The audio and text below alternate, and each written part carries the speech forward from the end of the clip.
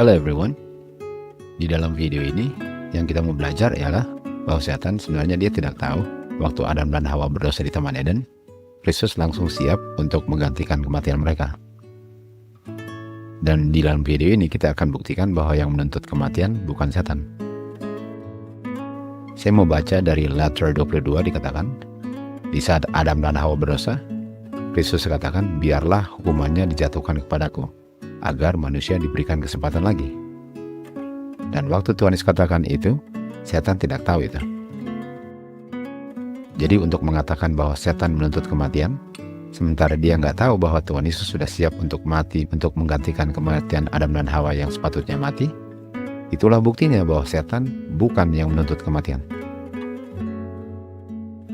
Di dalam video ini akan ditunjukkan dengan sangat jelas bahwa ajaran yang mengajarkan bahwa yang menuntut kematian adalah setan adalah ajaran yang bukan berasal dari the mind of God. Saya mau baca dari Roma 5 ayat 8. Rasul Paulus mengatakan bahwa waktu Bapa mengungkapkan kasihnya terhadap manusia, sementara manusia berdosa, Bapa mengungkapkannya dengan anaknya diberikan untuk mati menggantikan kematian orang berdosa. Yang mana kematian itu langsung digantikan oleh anaknya di saat Adam dan Hawa berdosa di Taman Eden. Dan itulah pengungkapan kasih Bapa yang tidak disetujui oleh setan, karena setan menginginkan semua orang yang berdosa mati, dibinasakan, dipisahkan dari Bapa untuk selama-lamanya, sebagaimana dia juga telah dipisahkan dan tunggu tanggal mainnya akan dibinasakan untuk selama-lamanya. Pertanyaannya, apa kasih Bapa? Apa kasih Bapa yang diungkapkan kepada manusia di saat Adam dan Hawa berdosa? Apa kasih Bapa yang diungkapkan oleh kematian anaknya di kayu salib? Walaupun anaknya belum mati, tapi kasih Bapa sudah diungkapkan.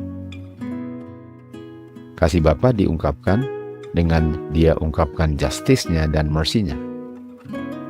Kristus punya kematian di kayu salib mengungkapkan justice-nya Bapa dan mercy-nya.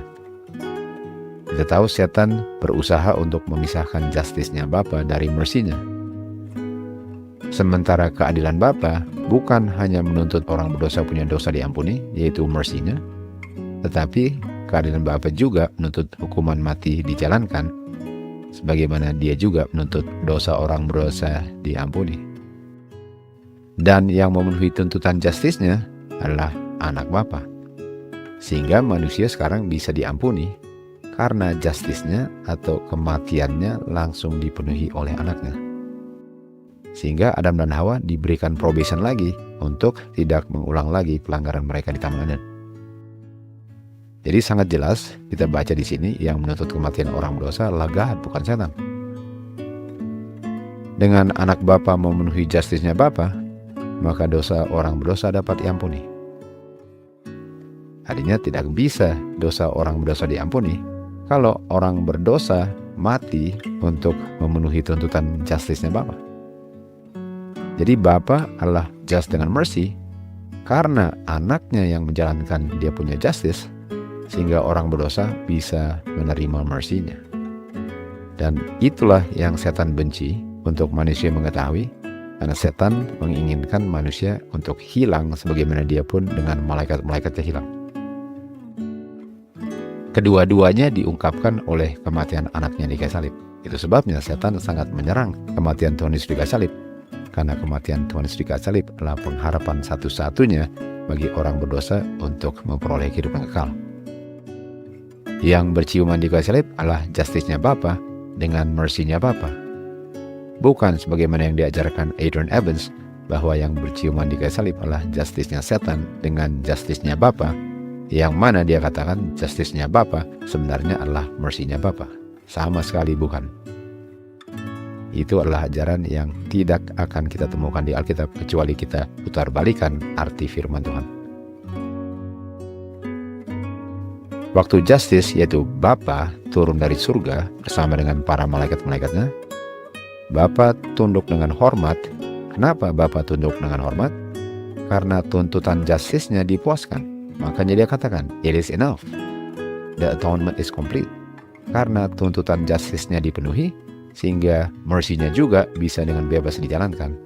Karena anaknya sudah memenuhi tuntutan justice-nya. Dan oleh sebab itu, manusia bisa menerima mercy-Nya. Dan mercy-Nya itu bisa dinikmati dalam provision kedua, agar mereka tidak mengulang kembali kegagalan mereka di Taman Eden. Saya mau baca di Review and Herald, dikatakan, dalam rencana keselamatan ini harus ada tumpah darah. Artinya tanpa tumpah darah tidak ada keselamatan. Sementara Adrian Abbas katakan, orang berdosa, dosanya bisa diampuni tanpa tumpah darah. Dan kalaupun ada tumpah darah, itu karena yang menuntut kematian adalah justice-nya setan, bukan justice-nya God. Kita bisa lihat bahwa ajaran itu sangat tidak cocok dengan the law and the testimony. Kenapa harus ada tumpah darah? Karena upah dosa adalah kematian.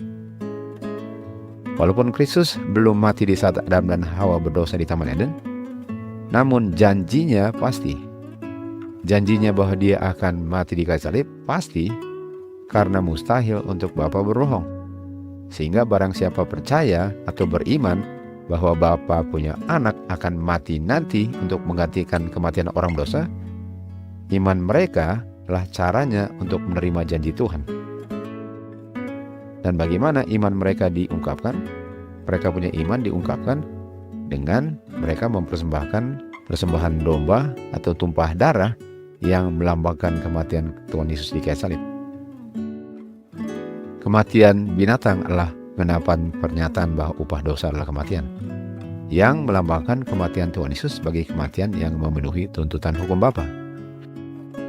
Artinya korban-korban itu adalah bukti bahwa upah dosa adalah kematian. Bahwa yang Tuhan katakan di Taman Eden, "You shall surely die," digenapi dengan domba-domba dipersembahkan, tumpah darah domba-domba yang melambangkan kematian Tuhan Yesus atau tumpah darah anak Bapa di kayu salib. Dan tumpah darah itu memenuhi tuntutan justice-nya Bapa, sehingga manusia bisa dipersatukan kembali dengan Bapa, karena manusia tidak perlu mati, dengan catatan di jangka waktu probation kedua yang diberikan oleh mercy-nya Bapa dengan kematian Tuhan Yesus di kayu salib digunakan dengan tidak melanggar hukum Tuhan lagi. Tanpa tumpah darah atau tanpa justice-nya Bapa diboskan oleh anaknya di kayu salib, tidak akan ada atonement, tidak akan ada reconciliation, tidak akan ada perdamaian. Dosa manusia tidak bisa diampuni kalau dia sendiri harus mati memikul upah dosanya. Dosa hanya bisa diampuni jikalau justice-nya Bapa dijalankan dengan sempurna, dan yang menjalankannya adalah anak Bapa. Dengan Adam mempersembahkan korban berdarah, Adam menunjukkan imannya kepada kematian anak Bapa sebagai pengganti kematiannya sendiri, walaupun melalui korban-korban domba yang adalah lambang kematian Tuhan Yesus di kayu salib. Kalau seseorang menolak tumpah darah, dia menolak kematian Kristus sebagai pengganti kematian orang dosa. Dan kita akan lihat contohnya dalam kehidupan Kain, karena dia menolak untuk mempersembahkan korban tumpah darah. Dengan kata lain, dia tidak beriman bahwa Tuhan Yesus adalah yang akan menggantikan kematian orang dosa. Tapi kita akan bahas nanti itu. Jadi sekarang kita akan melihat bahwa setan tidak tahu kebenaran ini, kebenaran bahwa dosa manusia hanya bisa diampuni dengan kematian anak Bapa. Dan dia tidak tahu bahwa anak Bapa siap untuk mati menggantikan kematian Adam dan Hawa waktu mereka berdosa di Taman Eden. Dia tidak tahu bahwa anak Bapa telah menggantikan kematian orang berdosa melalui kematian binatang-binatang yang dipersembahkan, yang mana tumpah darahnya adalah lambang kematian Kristus di kayu salib untuk mempersatukan orang berdosa dengan Bapa. Jadi waktu mereka mempersembahkan korban-korban ini, setan memperhatikan dengan seksama korban-korban yang dipersembahkan setelah Adam dan Hawa berdosa di Taman Eden. Dan bagaimana sikap setan waktu dia memperhatikannya? Dia sangat gelisah waktu dia melihat pengabdian dan hikmatnya yang berhubungan dengan penumpahan darah binatang-binatang yang mereka persembahkan. Upacara ini bagi setan dipenuhi dengan misteri. Dengan kata lain, dia tidak mengerti maknanya dari tumpah darah ini. Jadi pertanyaannya, kalau dia yang menuntut kematian, kenapa dia bingung dengan tumpah darah? Karena kematian adalah tumpah darah. Dia tidak mengerti bahwa domba-domba ini adalah lambang kematian Kristus di kayu salib. Namun dia segera menyelidiki bahwa persembahan tumpah darah ini adalah lambang dari peristiwa yang belum terjadi, yang akan mempersatukan kembali manusia berdosa dengan Bapa di surga. Dia pun segera menyelidiki bahwa korban-korban ini mengungkapkan bahwa akan ada pertobatan terhadap dosa yang dilanggar oleh Adam dan Hawa. Kita tahu setan ingin untuk Adam dan Hawa terpisah untuk selama-lamanya dengan Bapa, sebagaimana dia pun waktu berontak terpisah dari Bapa. Karena kita tahu misery loves company. Sehingga upacara ini sangat tidak harmonis dengan tujuannya. Tujuan setan untuk memisahkan, sekarang dia lihat Tuhan sedang bekerja untuk mempersatukan. Itu sebabnya setan katakan, every sin must meet its punishment. Semua dosa harus dihukum mati. Sementara yang dihukum mati bukan orang berdosa, dan dosa orang berdosa bisa diampuni. Sementara dia sudah hilang selama-lamanya. Itu sebabnya dia katakan, every sin must meet its punishment. Jadi upacara ini sangat tidak harmonis dengan tujuannya. Dan oleh sebab itu, oleh sebab tumpah darah ini nampaknya bagi setan adalah lawannya dari apa yang dia kehendaki, maka dia dengan segera bekerja untuk mempengaruhi pikirannya Kain untuk berontak melawan upacara korban tumpah darah ini, yang adalah lambang dari kematian juru selamat yang akan menggenapinya. Dia tahu Adam dan Hawa akan diselamatkan kalau dosanya diampuni. Dan dosanya hanya bisa diampuni kalau ada tumpah darah, yang mana darah itulah darah pengganti kematian Adam dan Hawa. Itu sangat bertentangan dengan apa yang dia inginkan. Inilah buktinya bahwa bukan setan yang menuntut kematian Tuhan Yesus di kayu salib. Bahwa kematian anak Bapa bukan untuk memenuhi tuntutan jasnya setan. Karena jikalau setan yang menuntut kematian Tuhan Yesus di kayu salib, pertanyaannya, kenapa setan bingung waktu korban binatang dipersembahkan sebagai lambang kematian Kristus di kayu salib, kalau dia yang menuntut kematian? Artinya, rencana keselamatan yang terdiri dari kematian anak Bapa, setan tidak ketahui. Itulah buktinya bahwa bukan dia yang menuntut kematian, karena sudah ada kematian yang melambangkan kematian Tuhan Yesus tanpa sepengetahuan setan. Seharusnya setan mengerti dong makna korban-korban tumpah darah yang dipersembahkan sebagai lambang kematian anak Bapa di kayu salib, kalau dia yang menuntut kematian. Inilah buktinya bahwa Bapa dan anaknya sudah merencanakan rencana keselamatan, yang mana anaknya Bapa lah yang akan menggantikan kematian orang berdosa. Sebelum setan mengetahui rencana ini, nanti waktu dia mempelajarinya melalui upacara tumpah darah binatang yang dipersembahkan, baru dia ketahui bahwa Tuhan Yesus yang akan mati di kayu salib nanti adalah yang akan menggantikan kematian Adam dan Hawa. Sehingga bukan setan yang menuntut kematian, sangat jelas. Setan tahu bahwa upah dosa adalah kematian. Setan pun tahu bahwa upah dosa adalah tumpah darah. Itu sebabnya dia tahu bahwa kematian Adam dan Hawa akan dipikul oleh selain Adam dan Hawa yang sepatutnya mati. Itu sebabnya setan tahu bahwa kematian Adam dan Hawa akan dipikul oleh selain Adam dan Hawa yang sepatutnya mati. Yang waktu dia mempelajarinya melalui korban-korban binatang adalah lambang daripada kematian Tuhan Yesus nanti di kayu salib. Setan mengerti bahwa tidak akan ada pengampunan dosa tanpa tumpah darah. Sementara guru-guru palsu di akhir zaman ini mengajarkan bahwa tidak perlu ada kematian untuk orang berdosa, dosanya diampuni. Sementara setan sendiri tidak percaya ajaran itu, karena yang diajarkan adalah salah, karena setan adalah bapa pembohong. Jadi sekarang kita mau melihat sikapnya Kain terhadap korban yang dipersembahkan, karena kita tahu sikapnya Kain adalah sikapnya setan mengenai rencana keselamatan orang berdosa. Kita tahu pikirannya Kain dipengaruhi oleh pikirannya setan, sebagaimana Hawa dipengaruhi oleh setan di Taman Eden, waktu Hawa percaya tipuannya setan mengenai karakternya Bapa. Saya mau baca dari buku Patriarchs and Prophets. Dikatakan, Kain menyimpan di dalam hatinya roh pemberontakan dan persungutan terhadap Bapa karena kutukannya yang diucapkan di atas bumi, dan kepada umat manusia karena dosanya Adam. Dia mengizinkan pikirannya untuk berpikir serupa dengan yang membuat kejatuhannya setan di surga, di mana dia mempertanyakan justice dan otoritasnya God.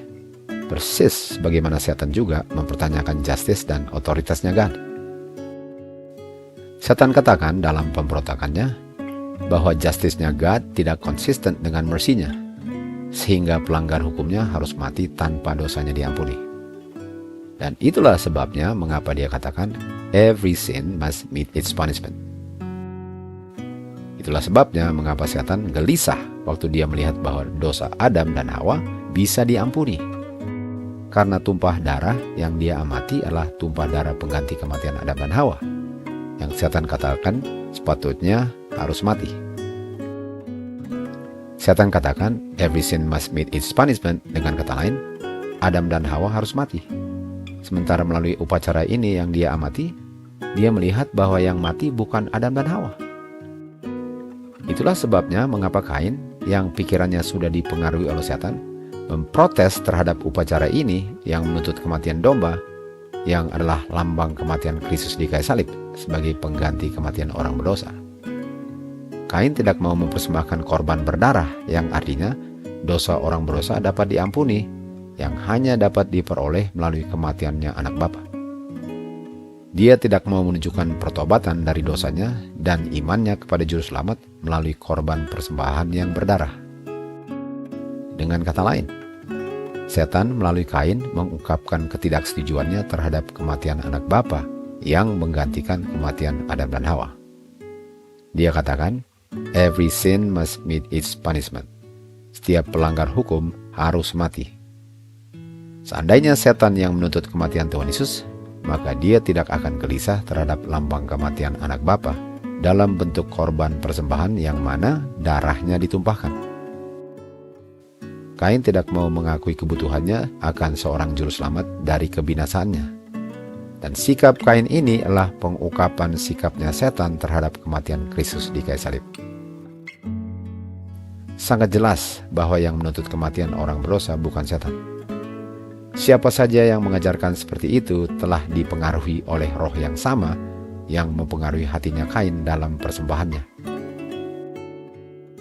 Kain mempersembahkan korban buah-buahan hasil pekerjaannya, yang menunjukkan penolakannya terhadap darah Kristus yang membayar upah dosa manusia yang seharusnya mati.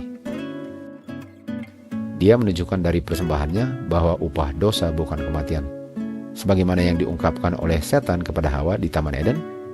Dia katakan, kamu walaupun melanggar hukum Tuhan, sesungguhnya kamu tidak akan mati. Bahwa upah dosa, katanya, bukan tumpah darah. Pertanyaannya, persembahannya siapa yang diterima Tuhan? Persembahannya Kain atau Habel? Jawabannya, persembahan tanpa tumpah darah ditolak. Karena tanpa kematian anak bapa, tidak ada pengampunan dosa. Sementara persembahannya Habel diterima, karena persembahannya menunjukkan ketergantungannya kepada kematian anak bapa yang menggantikan kematiannya. Habel mengakui bahwa upah dosa adalah kematian yang dituntut bapa, sementara Kain menolak hal itu. Dia tidak percaya bahwa upah dosa adalah kematian, dan bahwa dosanya hanya bisa diampuni jika kematiannya digantikan oleh anak bapa yang memenuhi tuntutan justice-nya God. Setan mengatakan bahwa dosa orang berdosa tidak bisa diampuni, karena Tuhan harus menjalankan justice-nya tanpa mercy. Yang setan harapkan ialah agar setelah Adam dan Hawa berdosa, setan akan menduduki Taman Eden dan menikmati buah pohon kehidupannya. Namun dia sangat dikecewakan waktu dia melihat bahwa dosanya Adam dan Hawa diampuni, waktu dia melihat tumpah darah binatang yang dikorbankan, yang dia mengerti sebagai lambang kematian anak bapa yang akan memenuhi tuntutan justice-nya God. Dia bisa melihat bahwa upacara-upacara ini membukakan pintu pengharapan bagi manusia untuk dikembalikan dengan Bapa. Sementara pintunya sendiri bersama para malaikat-malaikatnya sudah tertutup selama-lamanya, sampai dia nanti dibinasakan dari semesta alam ini menjadi seakan-akan dia tidak pernah ada. Sekali lagi, sangat jelas bahwa yang menuntut kematian orang berdosa yang digantikan oleh anaknya Bapa adalah God, bukan setan. Rencana keselamatan direncanakan oleh Bapa dengan anaknya sebelum Lucifer diciptakan. Dan rencana ini termasuk kematian anak Bapa yang melalui kematiannya dan penurutannya akan mempersatukan makhluk ciptaannya dengan God. Bagaimana setan yang menuntut kematian kalau kematian itu adalah rencana Bapa dengan anaknya sebelum Lucifer itu sendiri diciptakan? Ajaran yang mengajarkan God does not kill adalah ajaran yang sangat tidak masuk akal karena sangat bertentangan dengan kebenaran firman Tuhan. Kain dan Habel diuji untuk menunjukkan apakah mereka percaya firman Tuhan, sebagaimana Adam juga diuji waktu dia di Taman Eden. Mereka berdua mengetahui tentang ketentuan yang dibuat untuk keselamatan manusia. Mereka juga mengerti sistem persembahan yang ditetapkan oleh Tuhan. Mereka tahu bahwa mereka perlu mengungkapkan iman mereka kepada Juru Selamat yang dilambangkan oleh persembahan-persembahan itu. Dan pada saat yang sama, untuk mengaku ketergantungan mereka sepenuhnya kepada Juru Selamat untuk dosa mereka diampuni. Dan mereka juga tahu bahwa dengan demikian, menyesuaikan diri dengan rencana ilahi untuk penebusan mereka, mereka memberikan bukti kepatuhan mereka kepada kehendak Tuhan.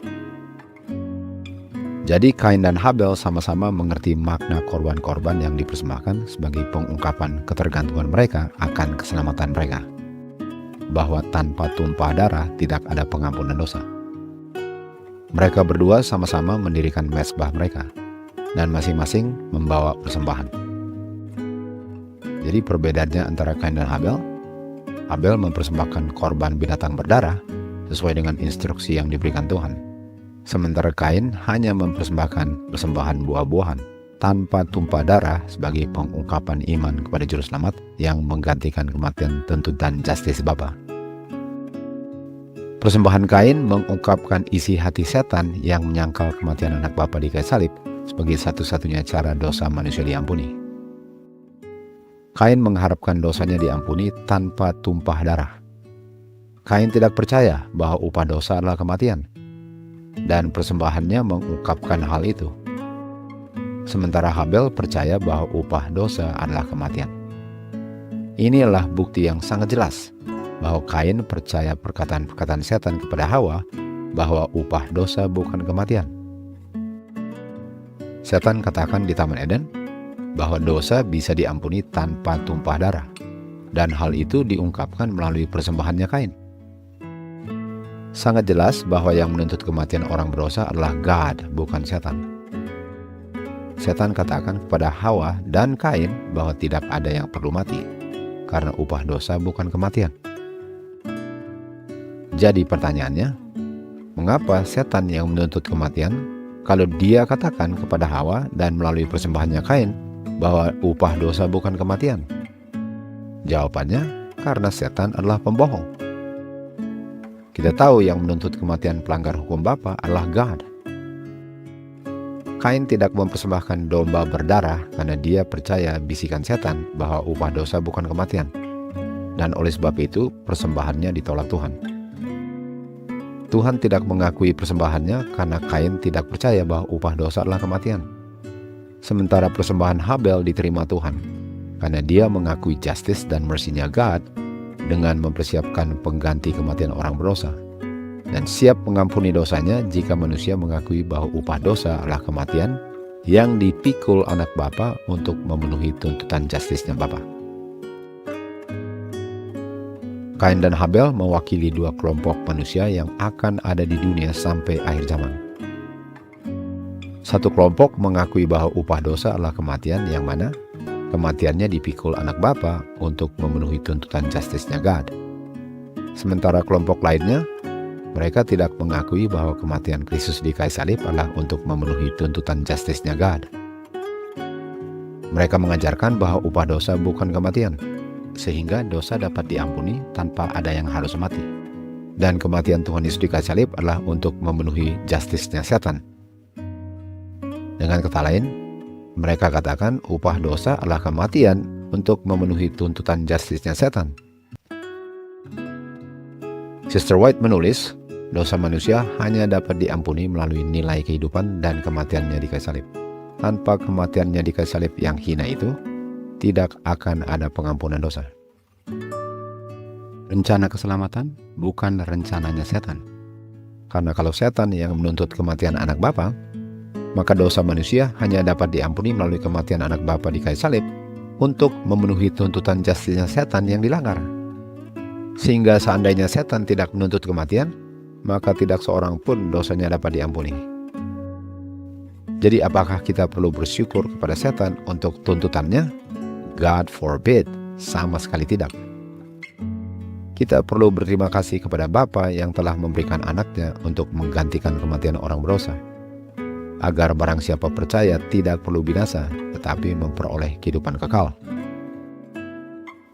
Mereka yang merasa tidak membutuhkan darah Kristus, yang merasa bahwa tanpa kasih karunia ilahi, mereka dapat dengan perbuatan mereka sendiri mendapatkan persetujuan Tuhan, sedang membuat kesalahan yang sama seperti yang dilakukan Kain. Dengan mereka mengatakan upah dosa bukan kematian, dan kalaupun ada kematian, itu kematian adalah untuk memenuhi tuntutan justisnya setan, pikiran mereka sama dengan pikiran Kain yang sudah dipengaruhi oleh setan. Kain menolak darah Kristus di kayu salib karena dia percaya bisikan setan kepadanya. Setan katakan upah dosa bukan kematian, sehingga dosa dapat diampuni tanpa tumpah darah. Jika mereka tidak menerima darah Kristus yang membersihkan, mereka menempatkan diri mereka di bawah tuduhan hukum sebagai pelanggar hukum yang patut mati kematian kekal. Tanpa kematian anak Bapa yang memenuhi tuntutan justis Bapa, maka mereka sendiri yang harus menjalankan hukuman itu, yang mana kematian mereka adalah kematian tanpa ada kemungkinan kebangkitan untuk selama-lamanya. Kristus katakan, Aku datang bukan untuk condemn orang berdosa, karena orang berdosa sudah dikondem oleh hukum. Tetapi aku datang untuk menyelamatkan mereka dari condemnation hukum. Dan bagaimana caranya Kristus menyelamatkan manusia? Dengan dirinya menerima condemnation hukum itu, agar barang siapa percaya tidak perlu binasa, tetapi dapat menikmati kehidupan kekal yang telah dipersiapkan Bapa melalui anaknya untuk selama-lamanya. Kain dan Habel sama-sama mengaku worship God yang sama. Mereka sama-sama mempersembahkan persembahan kepada God yang sama. Bedanya, Kain tidak percaya bahwa dosanya dapat diampuni melalui adanya kematian anak Bapa di kayu salib, karena dia tidak percaya bahwa Bapa menuntut kematian orang berdosa, dan kematian anak Bapa di kayu salib adalah untuk memenuhi tuntutan justisnya setan. Itulah yang dipercaya oleh Kain. Sementara Habel percaya bahwa dosanya hanya dapat diampuni melalui adanya kematian anak Bapa di kayu salib, karena dia percaya bahwa yang menuntut kematian adalah God, dan kematian anak Bapa di kayu salib adalah untuk memenuhi tuntutan justisnya Bapa. Pertanyaannya, persembahannya siapa yang diterima Tuhan? Persembahannya Kain? God forbid. Persembahannya Habel? To God be the glory.